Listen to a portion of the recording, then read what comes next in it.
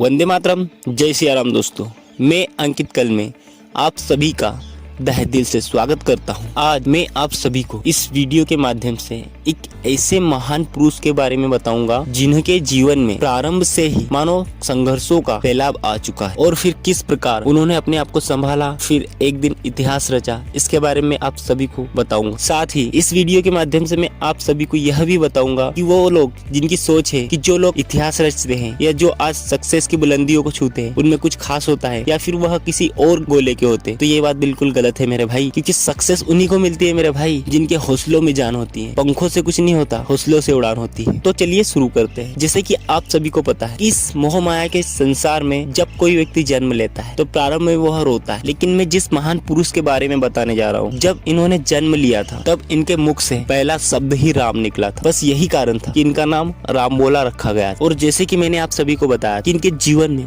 प्रारंभ से ही संघर्ष प्रारंभ हो गए थे। जन्म लेने के एक दिन पश्चात इनकी माँ का देहांत हो गया था। अब इस विषय में आप स्वयं ही ऑब्जर्व करके देखें कि उस नवजात शिशु का क्या होगा जिसकी माँ उसे जन्म देते ही स्वर्गलोक पधार गई हो। यह कष्ट इनके जीवन में सबसे पहला और सबसे दुखी करने वाला हुआ था। यह समस्या टली भी नहीं थी। उसी के कुछ समय बाद इनके पिता ने इन्हें एक दासी को सौंप दिया था और अपनी जिम्मेदारियों से हाथ। अब जैसे ही यह समस्या खत्म होती है, उसके करीबन 7 या 7.5 साल बाद अब यह समस्या खत्म हुई थी और उसके कुछ समय बाद जिस दासी ने रामबोला को गोद लिया था उसकी मृत्यु हो गई। तब ये रामबोला नामक व्यक्ति करीबन 7.5 वर्ष का हुआ करता। अब इस संघर्षमय जीवन में इस घटना के बाद इनके जीवन में कोई भी अपना नहीं था। अब इनके पेट की आग ने इन्हें गली गली भटकने पर मजबूर कर दिया था और भीख मांग मांग कर ही अपना पेट पालन करते। कुछ समय बाद इन्हें प्रभु श्री राम के भजन भक्ति करने वाले कुछ सन्यासियों का सहारा मिला, जहाँ से इन्होंने अपनी शिक्षा दीक्षा को प्राप्त किया। इसके कुछ समय बाद इनका विवाह हो गया। जब इनका विवाह हुआ, यह अपनी पत्नी से बहुत अधिक प्रेम करते थे। उस समय की बात है कि जब एक बार इनकी पत्नी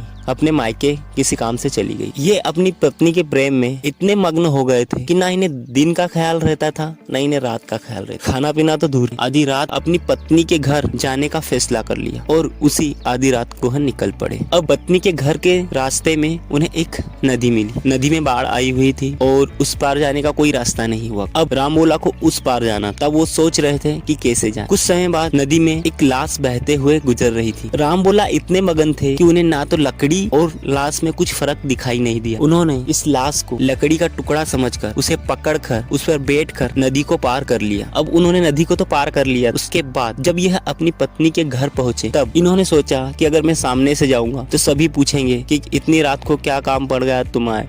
इसीलिए लज्जा के कारण ये सीधे रास्ते से ना जाकर बालकनी से सीधे ऊपर चढ़ने लगे। जब यह ऊपर चढ़ रहे थे बालकनी से, तो बालकनी में एक सांप लटका हुआ था। जैसे कि मैंने आप सभी को पहले बताया कि ये अपनी पत्नी के प्रेम में इतने मदमस्त हो गए कि ना तो उन्हें रस्सी में और सांप में अंतर दिख रहा। जिसे वह रस्सी समझकर ऊपर चढ़ रहे थे, वो रस्सी नहीं बल्कि रियल में सांप था। और ये सभी दृश्य उनकी पत्नी अंदर से बालकनी में देख रही। जब यह अपनी पत्नी के पास गए, बहुत हर्ष और उल्लास के साथ उन्हें ये सारी कहानी बताई और बोला कि हे प्रिय, मैं तुमसे कितना प्यार करता हूँ। देखो, मैं आधी रात को एक नदी पार करके और एक बालकनी को चढ़कर मैं तुम्हारे पास आया हूँ। और उसने अपनी पत्नी को सारी कहानी बताई कि जब मैं तुम्हारे घर की ओर आ रहा था तो मुझे नदी में कुछ भी नहीं साधन मिल रहा था। फिर एक उस लाश को पकड़कर मैंने सहारे से इस पार आया और यहाँ बालकनी पर जब वह चढ़ रहे थे तो उसकी पत्नी ने वैसे तो देख ही लिया था कि वो सांप को पकड़कर चल रहे हैं। तब उनसे उसकी हे स्वामी, जितना महत्व तुम मेरे इस हाड़ मांस के इस शरीर को देखा, केवल 1% या आधा ही अगर तुम प्रभु श्री राम के चरणों में लगाओ, तुम्हारा उद्धार हो जाए। और इतना कहकर अपनी भावनाएं व्यक्त कर अपने पति से नाराज होकर चली गई। अब यहाँ रामबोला ने जिस प्रकार सोचा, उसकी सोच के सभी थिंग के विपरीत होने लगे। तब उन्होंने अपनी पत्नी के घर से बाहर निकले और एक पेड़ के नीचे जाकर शांति से सोचा कि वो क्या कर रहे हैं, क्या हुआ। और उनकी पत्नी के जो वचन बोले वो उनके दिल में तीर थे। तो ये सारी बातें उनको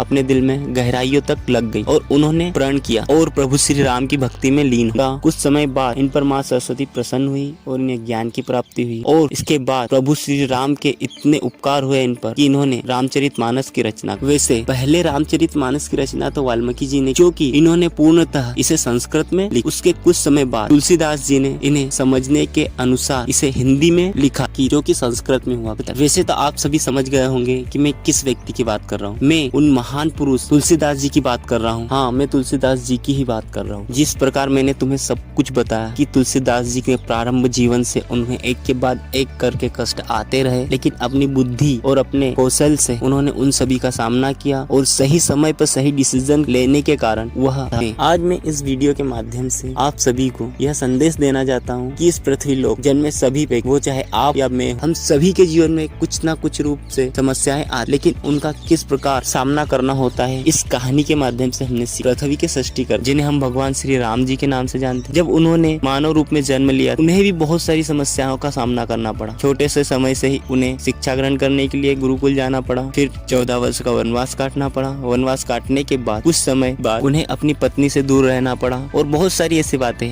जो कभी दूसरे वीडियो में बताऊं। अब इन सभी बातों के साथ मैं अंकित आप सभी से विदा लेता हूँ। वंदे मातरम।